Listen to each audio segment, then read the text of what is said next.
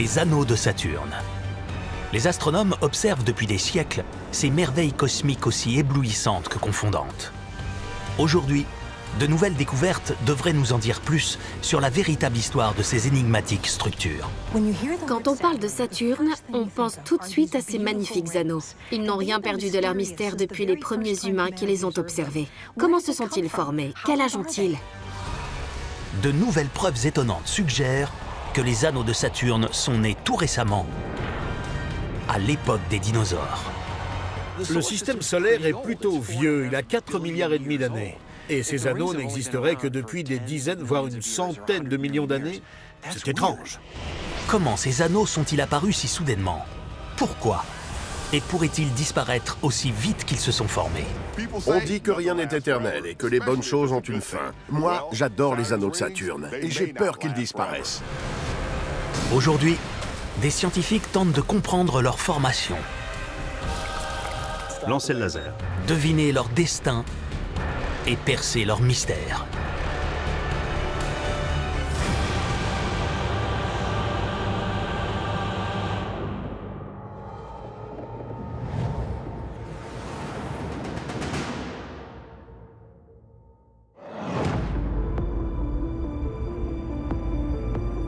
Les étincelants anneaux de Saturne sont considérés comme les joyaux du système solaire.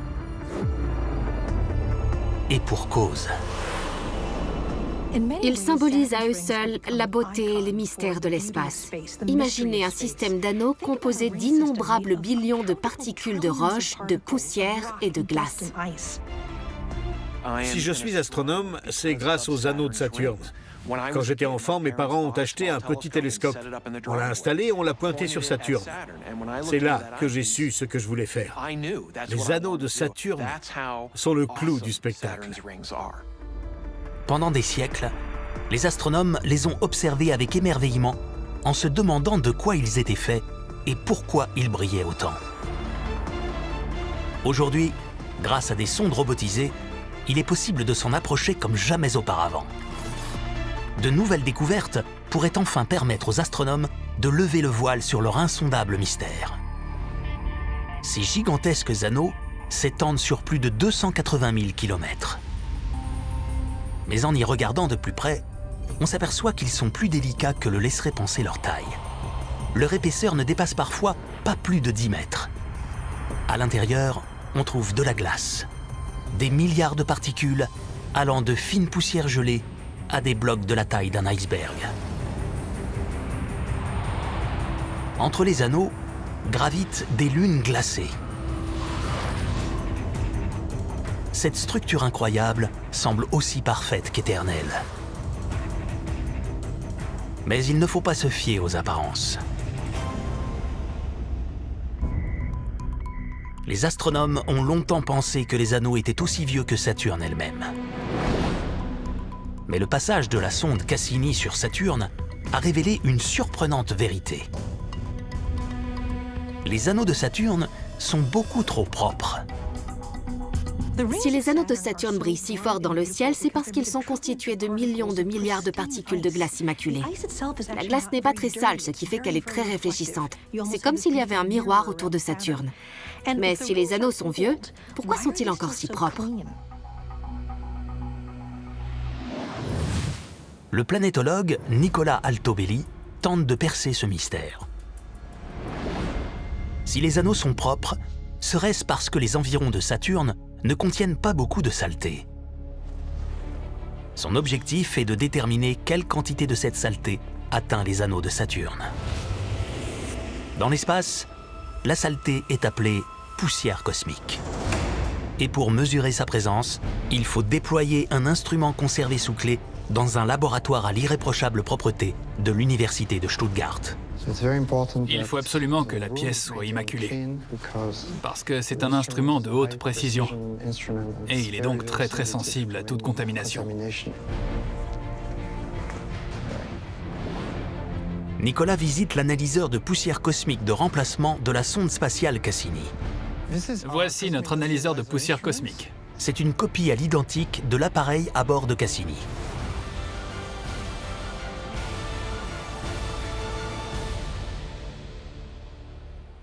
Il est conçu pour détecter les particules de poussière, c'est-à-dire des petits grains de matière, qui sont parfois aussi fins qu'un cheveu humain et qui ne sont pas plus gros que quelques grains de sable.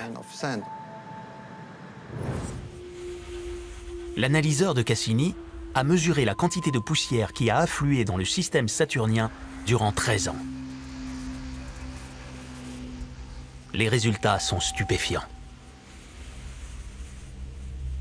Non seulement les anneaux sont bien bombardés de poussière, mais la cadence de ces précipitations est 10 fois plus rapide qu'on ne le pensait. Après avoir mesuré la quantité réelle de poussière dans les environs de Saturne, on peut en déduire que leur flux est 10 fois plus élevé que prévu au niveau des anneaux. Mais si tant de poussière a été collectée à un tel rythme, pourquoi la glace est-elle encore si brillante et si propre? Si les anneaux se sont formés avec Saturne, c'est-à-dire il y a 4,5 milliards d'années, ils devraient avoir été ternis par la poussière. Une seule conclusion s'impose, les anneaux sont jeunes, très jeunes même. D'après nos données, les anneaux ont une centaine de millions d'années, ou quelques centaines peut-être. Il est possible que les dinosaures aient assisté à leur formation. À l'échelle de l'univers, quand on a 100 millions d'années, on est encore tout jeune. En comparaison, Saturne a 4 ou 5 milliards d'années. Si Nicolas a raison, Saturne ne s'est offert ses anneaux que tout récemment. On pense que les planètes existent depuis la création du système solaire. Mais pas les anneaux de Saturne.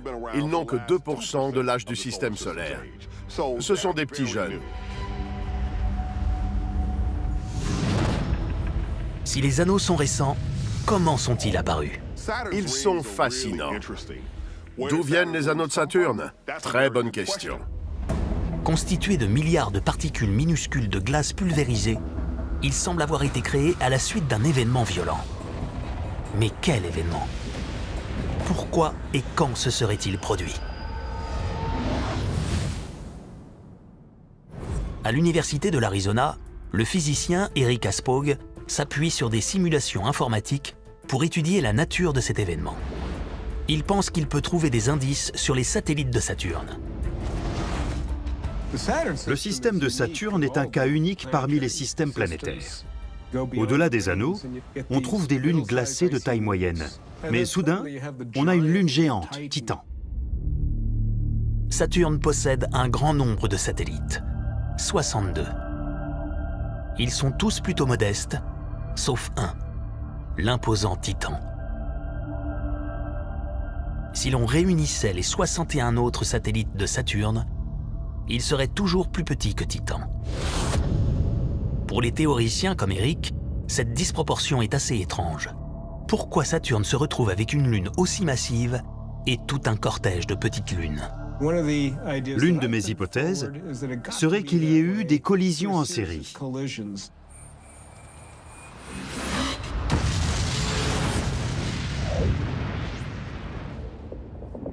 Ce qu'on voit aujourd'hui ne serait que la résultante de ces événements qui ont formé Titan.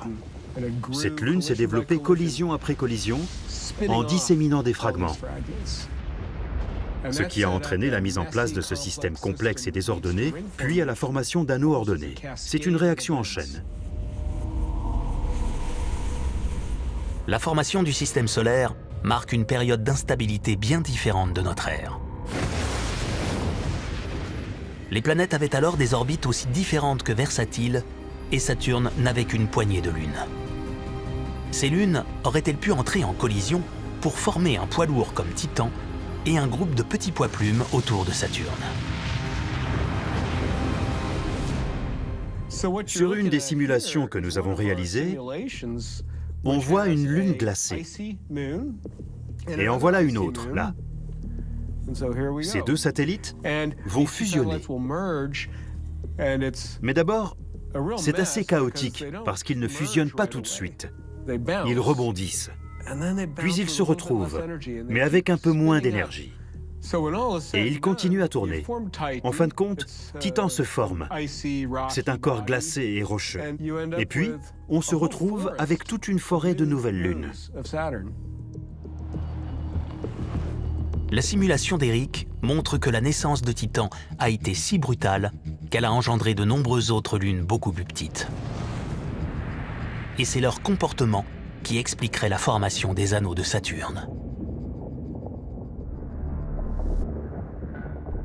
Les lunes sont soumises à une attraction mutuelle. Et à force de se croiser pendant des milliards d'années, certaines ont fini par se rapprocher un peu trop. Dans une spirale infernale, elles se percutent, en éjectant des flux de matière glacée dans le vide sidéral. Mais la gravité de Saturne rattrape au vol ces fragments de lune et les retient près de la planète. Piégée en orbite, la poussière glacée forme un épais halo. Au fil du temps, la distribution des particules qui entrent en collision finit par s'aplatir pour former les anneaux que nous voyons aujourd'hui.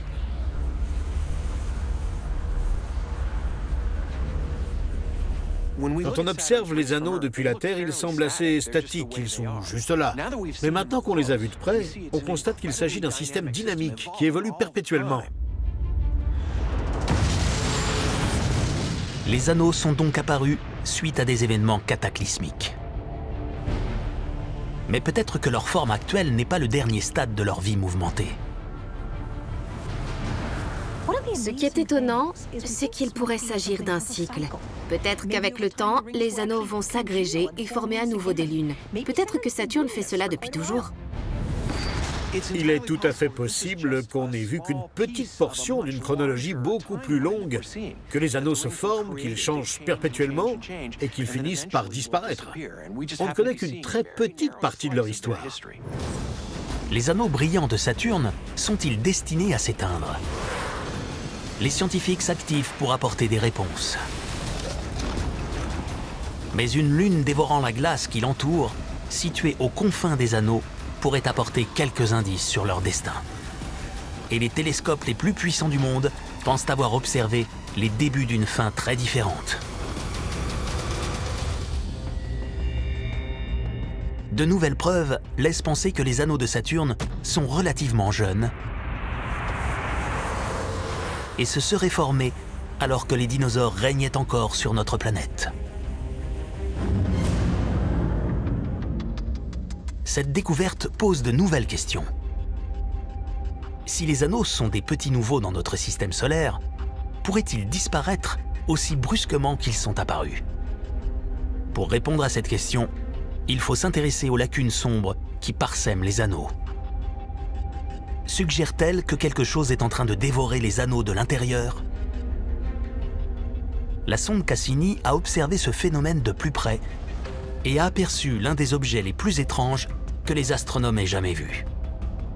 Une petite lune difforme. Pan.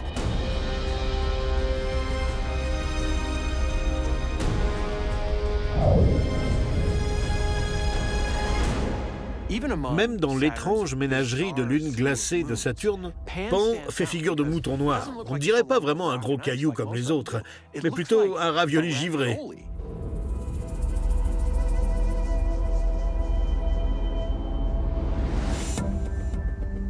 Niché dans les anneaux de Saturne, Pan ne révèle son étrangeté qu'à l'observateur qui s'en approche. Avec ses 28 km de diamètre, Pan tourne autour de Saturne à 60 000 km/h. Le petit satellite récupère toutes les glaces qui se trouvent sur son passage et sa taille ne cesse d'augmenter à mesure qu'il gravite au cœur d'une immense brèche de 325 km de large dans les anneaux de Saturne. Mais Pan n'est pas le seul satellite destructeur de particules en rotation autour de Saturne. Pan n'est pas la seule lune un peu difforme qui agrège des particules dans les anneaux. On en connaît au moins une autre. Elles se ressemblent beaucoup d'ailleurs. Elles se déplacent à travers les anneaux et créent de grandes failles dans le système d'anneaux. Les données de la sonde Cassini suggèrent que d'autres petites lunes, des lunules, créent des trous dans les anneaux. Les lunes finiront-elles par engloutir toutes les particules des anneaux? Le physicien Jürgen Blum enquête sur ce mystère à l'intérieur de cette tour de 150 mètres à Brême, en Allemagne. Cette structure présente une fonction très particulière. Elle permet de simuler un environnement en apesanteur. Il suffit pour cela de laisser tomber des objets.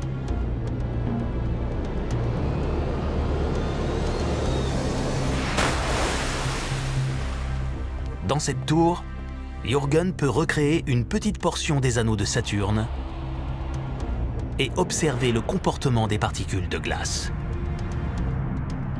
Nous sommes au sommet de la tour de chute libre de Brême. Quand on regarde en bas, c'est vraiment effrayant, c'est très haut. Comment des particules des anneaux se transforment-elles en petites lunes mangeuses de glace? Les particules des anneaux sont en chute libre autour de Saturne, tout comme l'ISS l'est autour de la Terre. C'est pourquoi nous utilisons une tour d'apesanteur. Ici, nous recréons la chute libre avec une gravité de 0.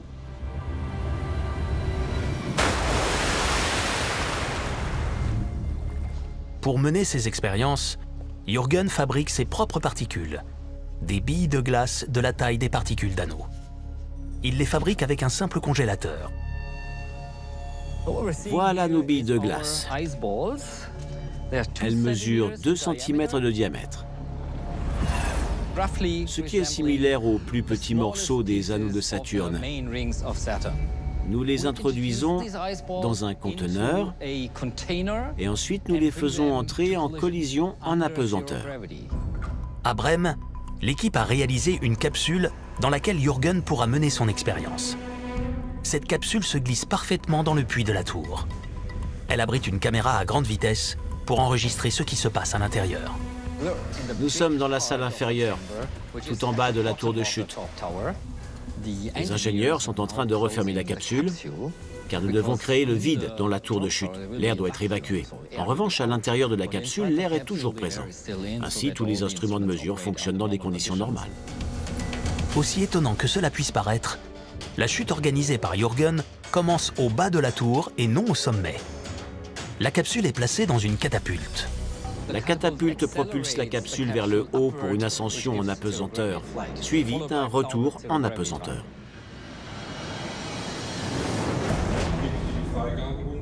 Dans la salle de contrôle, les techniciens lancent le compte à rebours.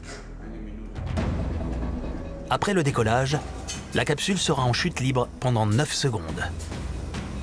Jürgen pourra ainsi voir si les particules de glace s'agglutinent les unes aux autres et se métamorphosent en satellites destructeurs d'anneaux. 3, 2, 1. En l'absence de frottement de l'air, la capsule reste en chute libre tout au long de l'ascension, puis de la descente.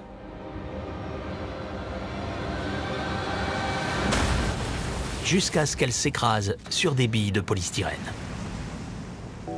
Jürgen consulte les données de l'expérience. Et voilà. L'expérience indique que la vitesse à laquelle les particules de glace entrent en collision est cruciale. Lorsqu'elles s'entrechoquent lentement, elles se collent les unes aux autres pour commencer à former un satellite. On pense que c'est le début du processus de formation d'une petite lune. Ces astres se développeraient plutôt par une sorte de collision adhérente et deviendraient de plus en plus grands. Mais si elles se percutent trop vite, elles ne se collent pas et rebondissent. Ici, les particules rebondissent les unes sur les autres, encore et encore. C'est un résultat significatif, car les anneaux se déplacent à des vitesses différentes. Les plus proches de Saturne se déplacent beaucoup plus vite que ceux qui sont plus éloignés. Selon Jürgen, c'est cette différence qui dicte la taille des satellites qui se forment. Au cœur des anneaux de Saturne, des débris de glace s'entrechoquent et s'agglutinent pour former un embryon de lune. Mais à mesure que la lune naissante grandit, elle atteint des anneaux de glace plus éloignés qui se déplacent à des vitesses différentes. Ainsi, les collisions avec des particules d'anneaux glacés sont de plus en plus rapides. la violence des chocs met un terme à sa croissance et finit par pulvériser le petit satellite. Ce processus détruit l'astre, mais restitue ses débris de glace aux anneaux de Saturne, qui se reconstituent à nouveau. C'est un peu comme la voie centrale d'une autoroute. D'un côté, les voitures vont plus lentement et de l'autre, plus vite. Avec un véhicule trop large, elle vous percute des deux côtés, mais pas à la même vitesse. Vous tournez et vous finissez par avoir un accident. Grâce aux expériences réalisées dans cette tour de chute, les scientifiques sont convaincus que les petits satellites ne risquent pas de venir à bout des anneaux. Mais d'autres bourreaux sont en embuscade. La lumière du Soleil, source de vie sur Terre, pourrait-elle détruire un jour ces anneaux? Et les jets qui jaillissent de cette petite lune pourraient-ils offrir de nouveaux anneaux à la planète gazeuse? De nouvelles recherches suggèrent que Saturne est né sans anneaux. Les disques brillants que nous voyons aujourd'hui seraient apparus à l'époque des dinosaures, alors que la planète géante avait déjà soufflé ses 4 milliards de bougies. Les scientifiques cherchent actuellement à découvrir si les anneaux sont en voie de disparition. Les expériences montrent que les graines de lune germantes sont inoffensives sur le long terme. Mais ces petits satellites ne sont pas les seuls dangers qui guettent les anneaux. C'est une chance de vivre à cette courte époque de l'histoire cosmique, au cours de laquelle on peut observer Saturne avec ses magnifiques anneaux. Ils n'ont pas toujours été là et disparaîtront peut-être un jour.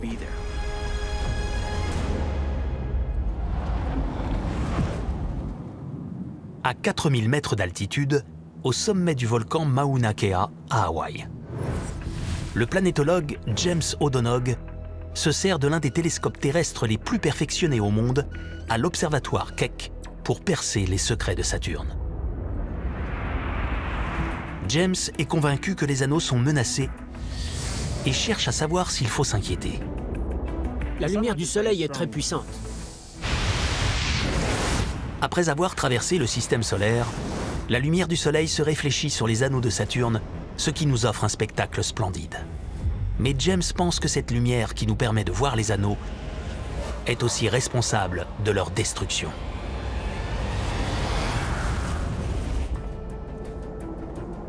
Avec ce télescope monstrueux, j'observe Saturne depuis plusieurs années.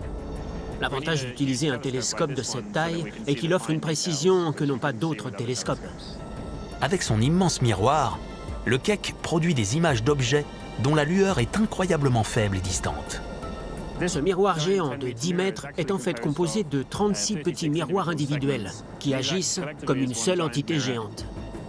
J'adore me dire que le voyage de la lumière est ininterrompu depuis Saturne jusqu'à cet instrument et qu'il a traversé l'espace. Mais James ne s'intéresse pas à la lumière visible. Il cherche quelque chose qui n'existe que dans le domaine de l'infrarouge. C'est là qu'il compte découvrir à quelle vitesse la lumière du Soleil dévore les anneaux. La lumière infrarouge a une longueur d'onde plus grande que le rouge.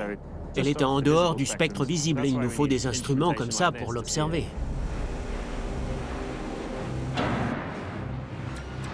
James et son équipe ont fait ici une observation révolutionnaire. Ils ont repéré des bandes de lumière infrarouge autour de Saturne.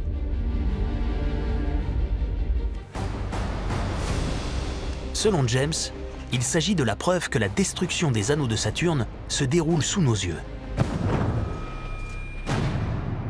Les rayons du Soleil frappent les particules glacées, ce qui leur donne une charge électrique. Or, le puissant champ magnétique de Saturne attire les particules de glace chargées hors de leur orbite et s'éloignent des anneaux. Elles s'abattent sur l'atmosphère de Saturne. À l'endroit de l'impact, elles forment une bande de lumière infrarouge. Plus les précipitations des glaces électriques sont puissantes, plus les bandes sont brillantes. Cette activité révèle à quelle vitesse les anneaux s'écrasent sur Saturne. Les particules glacées pleuvent sur la surface de Saturne elle-même. L'eau contenue dans les anneaux longe le champ magnétique de la planète jusqu'aux nuages supérieurs.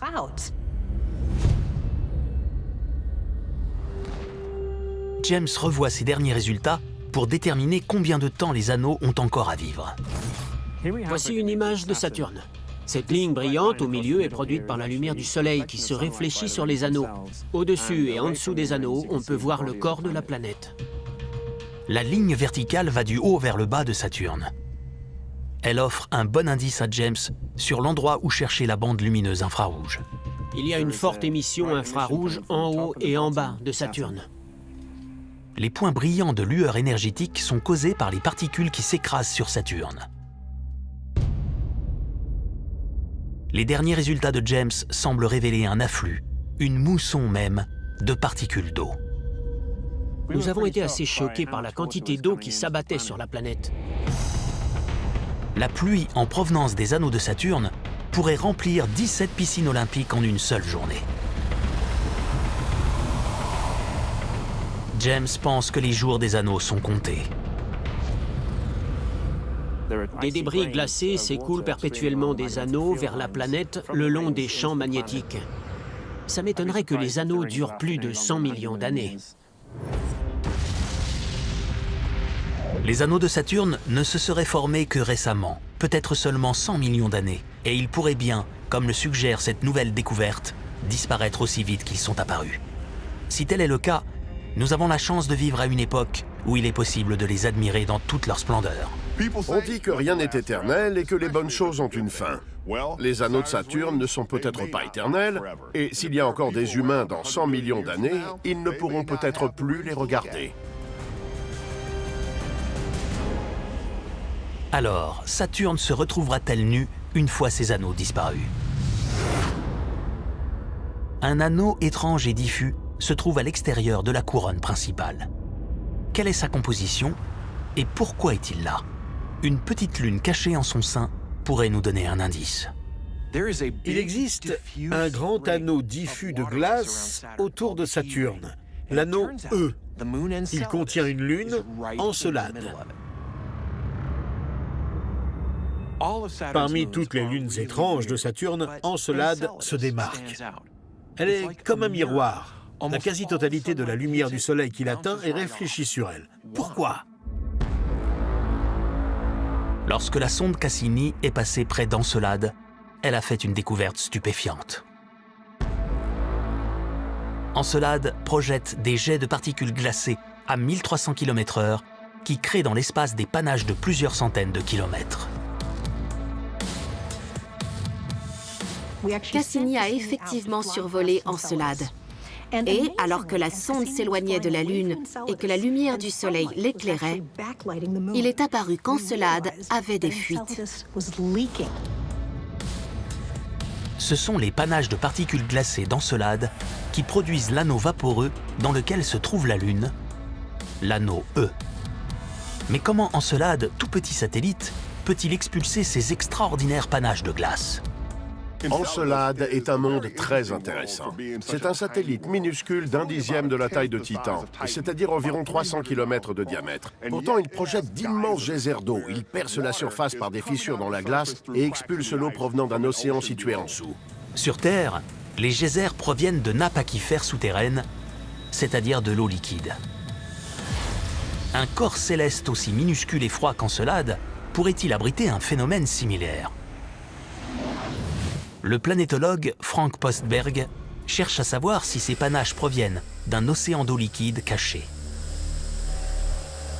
Est-ce que c'est allumé? Oui. Tout comme les océans terrestres, l'océan d'Encelade devrait être salé. Si l'anneau E provient de cet océan intérieur, alors il devrait toujours contenir le sel piégé dans les particules de glace de l'anneau E. Frank a donc demandé à Cassini de lui trouver du sel. Si nous trouvons du sel dans les débris de glace, nous aurons la preuve que le panache est alimenté par un océan liquide souterrain. En tournant autour de Saturne, Cassini heurte intentionnellement des particules de glace de l'anneau E qui explosent. L'analyse des résultats des éclats de cette collision moléculaire est ensuite transmise à la Terre. Mais les données présentent un problème. Elles ne révèlent que des débris moléculaires. Découvrir la composition d'origine est un peu comme retrouver la forme d'un verre cassé à partir des éclats de verre. Frank avance à tâtons, mais il met au point une expérience méticuleuse. Il tente de deviner ce que contient une particule de glace de l'anneau E afin de simuler l'explosion dans son laboratoire. On est en train de préparer les échantillons d'eau liquide. Frank et son assistant préparent des lots. Chacun contient un mélange chimique différent. La solution est désormais fin prête. On lance l'expérience et on voit ce que ça donne. L'équipement dont dispose Frank a été conçu spécialement pour cette expérience. Une expérience unique au monde. Frank introduit l'échantillon. L'échantillon que nous venons de préparer s'écoule dans ce tube, dans ce système d'injection. On se retrouve ensuite avec ce qu'on pourrait appeler un faisceau d'eau. Et d'ici, on envoie un laser. Chaque fois que le laser touche le faisceau, la situation est similaire à celle qui se produit lorsqu'un débris de glace spatiale provenant d'Encelade touche le détecteur de Cassini. C'est bon, lancez le laser. Les résultats de Frank apparaissent sous forme de graphiques présentant une série de pics. Chaque pic est la signature d'un composé chimique particulier. Si le laser atteint l'eau correctement, on obtient des signatures particulières. C'est en marche. Quand les résultats correspondront à ceux de Cassini, Frank saura que la solution qu'il a préparée pour son expérience correspond au mélange chimique d'une particule de glace de l'anneau E.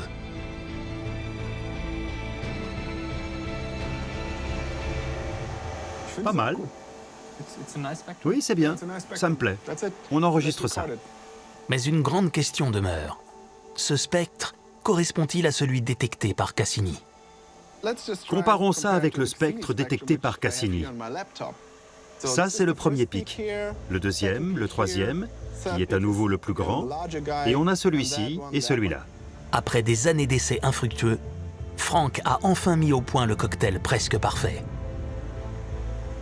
On a désormais une bonne correspondance qui nous indique que la composition de l'eau que nous avons préparée ressemble beaucoup à celle de l'eau souterraine d'Encelade.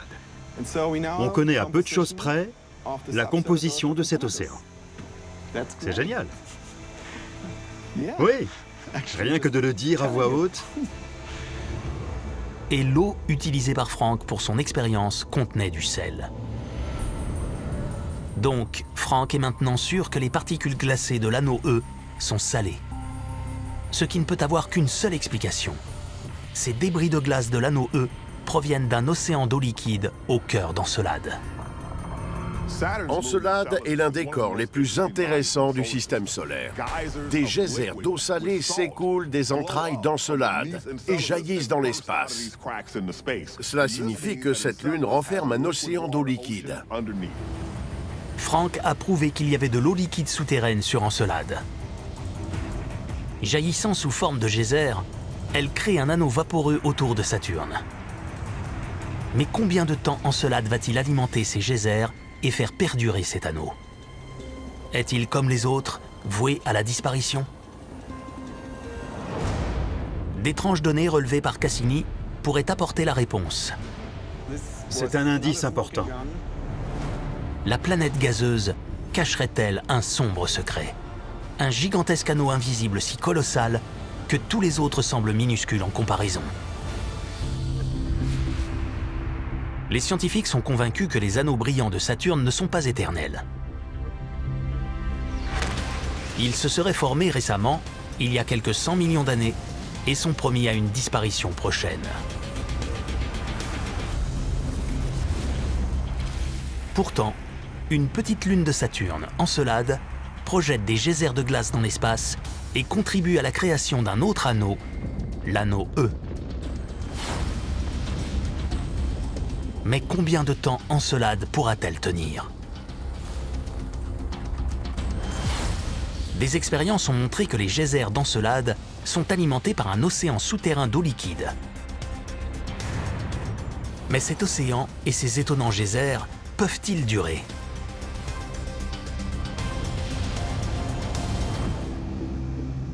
Frank Postberg, scientifique de la mission, a découvert un indice dans les données relevées par la sonde spatiale Cassini. Étonnamment, il semble que l'anneau E ne soit pas fait que de glace. il contiendrait autre chose. Ce type de spectre est totalement différent. C'était déroutant. Il provenait de l'anneau E, qui, nous le savons, est totalement dominé par la glace d'eau et quelques sels. Mais maintenant, on ne voit pas d'eau du tout dans ce spectre. Le spectre indique que l'anneau E contient aussi de la roche pure composée de minéraux appelés silicates. Pourquoi des particules de silicate se sont retrouvées piégées dans la glace de l'anneau E? Nous avons découvert qu'il s'agit d'un composé très spécifique produit à partir d'eau chaude et de roche. Il n'est pas possible d'extraire la silice de la roche avec de l'eau froide. Mais si l'eau est chaude, ça marche. C'est d'ailleurs la seule condition. Les résultats révèlent quelque chose d'extraordinaire. Sous la croûte glacée d'Encelade et sous son océan liquide se trouve un noyau chaud. Sa chaleur rejette de l'eau riche en silicates qui se mélange à l'océan et l'empêche de geler. Quand des fissures apparaissent à la surface de la Lune, des jets de cristaux de glace projetés à 1300 km/h sont aspirés dans le vide sidéral. Comme Encelade est en orbite, la puissante gravité de Saturne étire et comprime le noyau du satellite, ce qui génère la chaleur nécessaire au processus. Sur son orbite, Encelade se rapproche et s'éloigne régulièrement de Saturne. Ceci modifie l'effet de la gravité sur le satellite. Le noyau est successivement en expansion, puis en compression, ce qui le réchauffe. C'est donc la puissante gravité de Saturne qui maintient la température du noyau du minuscule satellite. Ce qui devrait permettre à Encelade de continuer à déverser ses entrailles de glace dans l'espace pendant des milliards d'années.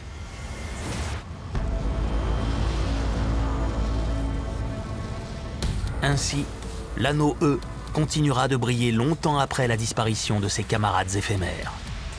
Bien qu'il s'agisse d'une toute petite lune, elle contient beaucoup de glace. Une fois tous les calculs faits, en tenant compte du débit de glace rejeté et de la quantité de glace qu'elle possède, il s'avère qu'Encelade pourra cracher des geysers pendant très longtemps. Mais quand les anneaux principaux auront disparu, l'anneau E se retrouvera-t-il seul à enserrer sa planète? Une lune étrange, Japet, laisse présager la présence d'un autre corps. Quelque chose d'énorme. Japet a été découverte il y a des centaines d'années, mais on s'est vite rendu compte qu'elle était étrange. L'une de ses faces est brillante et réfléchissante, tandis que l'autre est sombre. C'est bizarre. Japet est un peu le yin et le yang de l'espace, avec une moitié très lumineuse et l'autre très terne. J'y vois surtout un mystère cosmique qu'il faut résoudre. Comment cela s'est produit? À Boulder, dans le Colorado, la planétologue Anne Verbisser est persuadée que la réponse se trouve sous nos yeux, mais que nous ne pouvons tout simplement pas la voir. Saturne serait entouré d'un anneau de particules noires de jet qui se situerait au-delà des anneaux principaux, mais qui serait invisible aux télescopes normaux. Et lorsque Japet est en orbite autour de Saturne, une de ses faces pénètre dans l'anneau noir invisible. Quand on conduit, le pare-brise se salit. Eh bien, Japet est comme un pare-brise couvert d'insectes écrasés. Comme les moustiques sur le pare-brise, les particules de l'anneau sombre s'agglutinent à la surface glacée, obscurcissant sa face avant.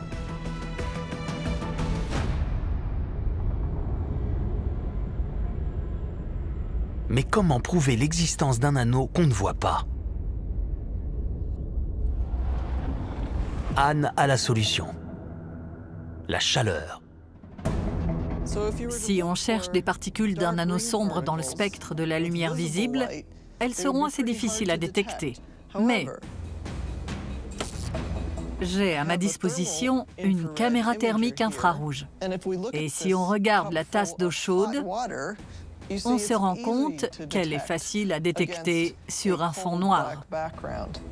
Si la tasse noire de jet apparaît facilement, c'est parce qu'elle est plus chaude que l'arrière-plan. Anne a deviné que l'anneau invisible devait être légèrement plus chaud que l'espace. Elle a donc posé un regard neuf sur Saturne en braquant sur elle les meilleurs télescopes infrarouges du monde. Et le résultat a été stupéfiant. Quand j'ai vu l'image, j'ai été extrêmement soulagée de constater que oui, l'anneau était bien réel. Le voici. Les télescopes infrarouges révèlent enfin l'anneau sombre. Et c'est un colosse. Cet anneau est énorme. C'est le plus grand anneau planétaire du système solaire. Il s'étend environ jusqu'à là, à peu près, et de chaque côté de Saturne, qui est ici, au centre. Son épaisseur équivaut à 20 fois le diamètre de Saturne. Ce géant qui éclipse tout le système saturnien est 120 fois plus gros que les anneaux principaux.